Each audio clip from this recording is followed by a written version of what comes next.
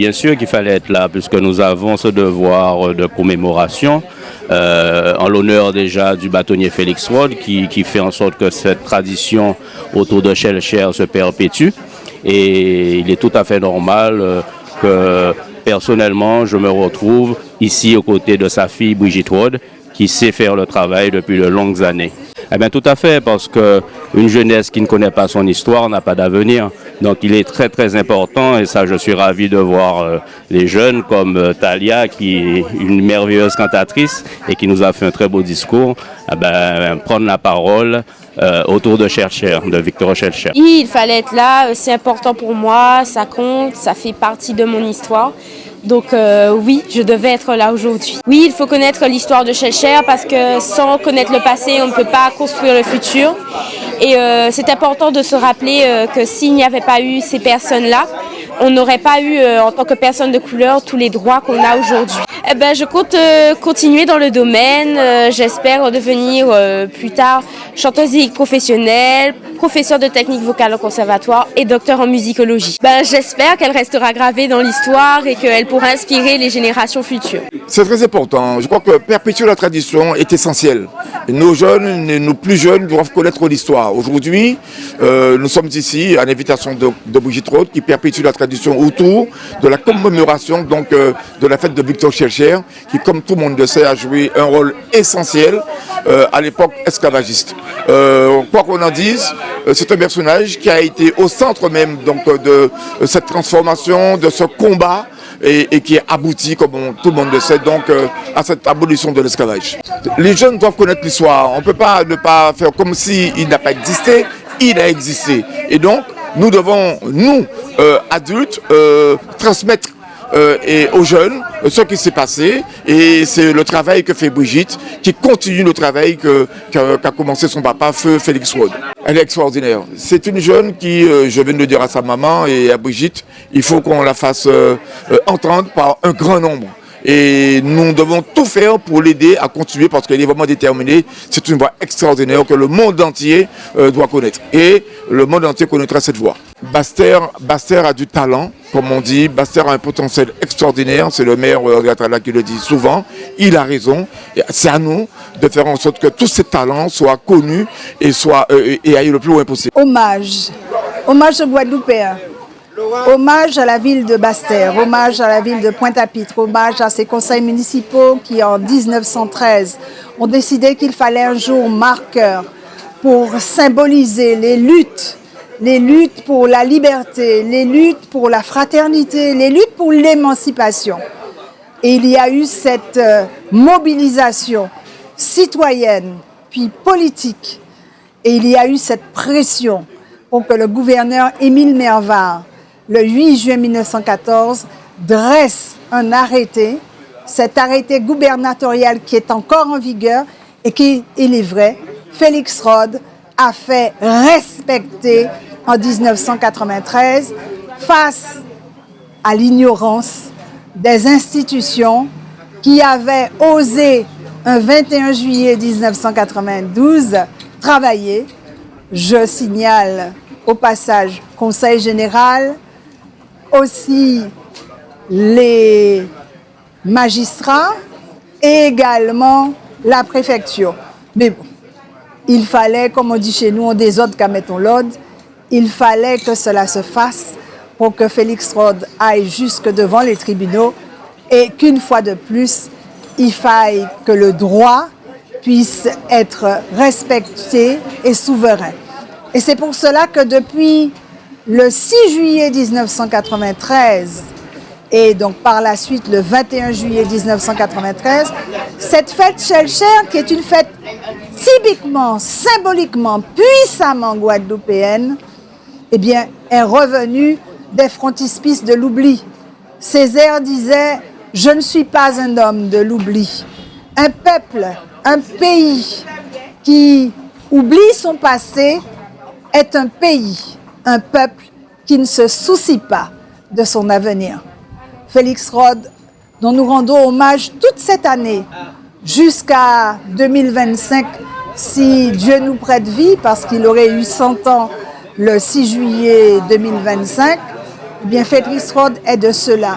Et c'est grâce à lui d'ailleurs qu'à la suite de Rémy Nessouta, eh bien, il y a le 28 mai. Ce 28 mai qui est connu, qui est reconnu, qui n'est pas encore un jour chômé comme la fête Schellcher, mais qui est un jour symbole, un jour symbolique des luttes pour la liberté et de la résistance contre l'esclavage.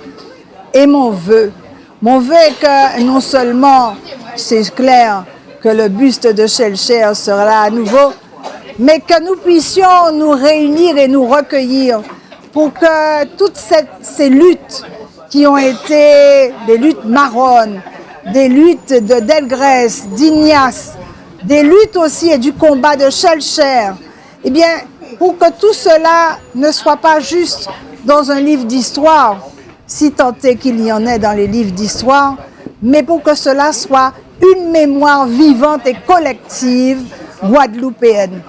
Et mon vœu le plus cher est que sur cette place, il y ait aussi la symbolique de la première abolition de l'esclavage, du 4 février 1794, où nous avions le noir Jean-Baptiste Bellé, le mulâtre Mills et le blanc Dufay, et que nous ayons donc Bellé, Delgrès, parce que nous n'avons pas Delgrès à Basse-Terre, et Schellcher. Voilà. Alors, aujourd'hui, nous sommes le 20 juillet. Pourquoi, me direz-vous, le 20 juillet alors que la fête Schellcher, c'est le 21? D'ailleurs, l'une des anciennes dépendances, demain, célébrera à grande pompe la fête Schellcher. Je parle de la collectivité saint-martinoise avec Louis Munsington. Mais nous devons, en tant que porteurs et vecteurs de mémoire, d'inscrire la mémoire dans sa vérité la plus profonde.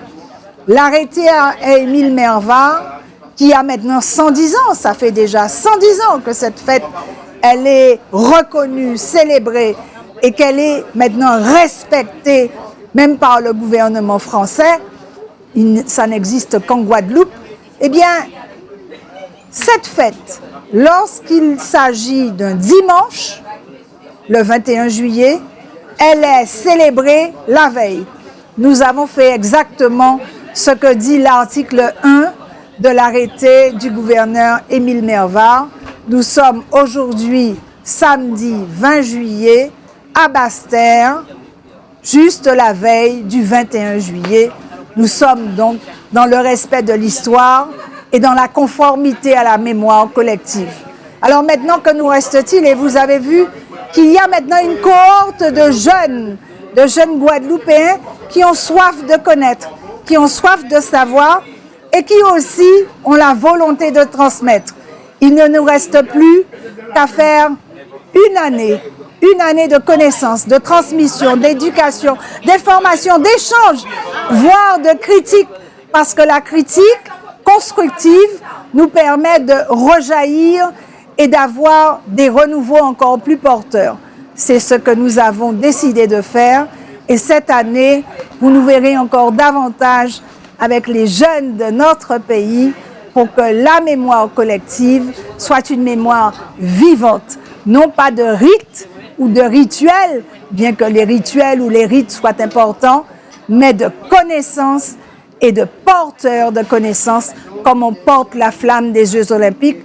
Ça, c'est tous les 4 ans, et nous devons le faire chaque jour. C'est ça aussi la symbolique de la fête Schellcher, de l'œuvre de l'abolitionniste, mais aussi du combat des militants de la liberté, qui étaient les marrons et qui étaient aussi ceux qui étaient, on va dire, plus domestiqués, hélas, qui étaient plus réduits en esclavage, mais qui aussi luttaient pour que les traditions soient vivantes. Et la tradition, elle est vivante, et elle le sera encore davantage. Merci à la mémoire du bâtonnier Félix Rode, d'Albert Larochelle et aussi du docteur Henri Mangou. Ils étaient souvent 3, mais il y avait celui qui était encore plus haut et qui hissait ce drapeau de l'histoire, de la mémoire collective et de la vaillance des Guadeloupéens encore plus haut. J'ai nommé le bâtonnier Félix Rode. Merci. Le département est l'un des marqueurs et c'est pour cela que en 1992, si le président du Conseil général de l'époque avait peut-être ne savait pas que c'était une fête qui était inscrite même dans le marbre de la loi, eh bien à partir de 93, le département qui était encore le Conseil général a continué à jouer le jeu et cette année encore, le président Nosbar a fait livrer la gerbe. D'habitude, nous avons comme représentant du conseil départemental, moi, à part moi qui suis aussi à l'initiative de cette continuité de cette commémoration, nous avions notre député. Mais notre député Elie Califert est aussi à la manœuvre à l'Assemblée nationale.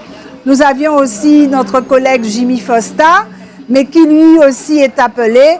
Et puis la gerbe est bien là, il suffira de la prendre en gros et de voir que le conseil départemental continue lui aussi à être ce porteur de mémoire et nous disons merci. Thalia, c'est la voix de la liberté.